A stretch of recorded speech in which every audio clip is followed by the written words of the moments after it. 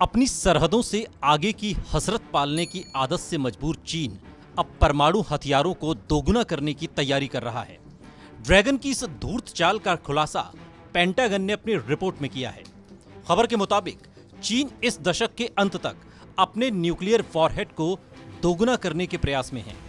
ये वॉरहेड जमीन के साथ ही समुद्र और हवा में बैलिस्टिक मिसाइलों को लॉन्च करने में सक्षम है। पेंटागन की रिपोर्ट में यह भी दावा है कि पीपल्स लिबरेशन आर्मी संयुक्त सैन्य अभियानों पर भी ध्यान दे रही है ताकि ताइवान की तरफ से अमेरिकी सेना की किसी भी कार्रवाई का मुंहतोड़ जवाब दिया जा सके। जाहिर है पेंटागन की यह रिपोर्ट अमेरिका की चिंता बढ़ा सकती है, क्योंकि इसमें कहा गया है कि चीनी सेना ने जहाज निर्माण, लैंड बेस्ड बैलिस्टिक और क्रूज मिसाइलों, साथ ही वायु रक्षा प्रणालियों जैसे कई क्षेत्रों में अमेरिकी सेना के समान क्षमता हासिल कर ली है। रिपोर्ट में कहा गया है कि आने वाले वक्त में यह क्षमता अमेरिका से भी आगे निकल सकती है। इस तरह से अपनी वार्षिक रिपोर्ट में पेंटागन ने चीन की परमाणु क्षमता को पहली बार सार्वजनिक किया है।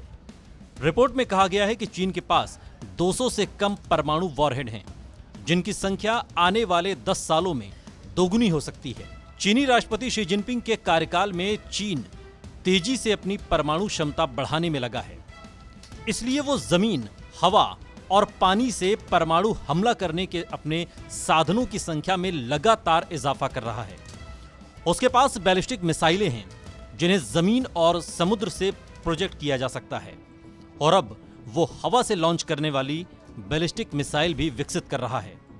पेंटागन की रिपोर्ट के मुताबिक अगले दशक में चीन के परमाणु युद्धक भंडार कम से कम दोगुने हो सकते हैं, यानी कि बीजिंग इस शताब्दी के मध्य तक अपनी सेना को अमेरिकी सेना के बराबर या कई मामलों में उससे बेहतर कर सकता है।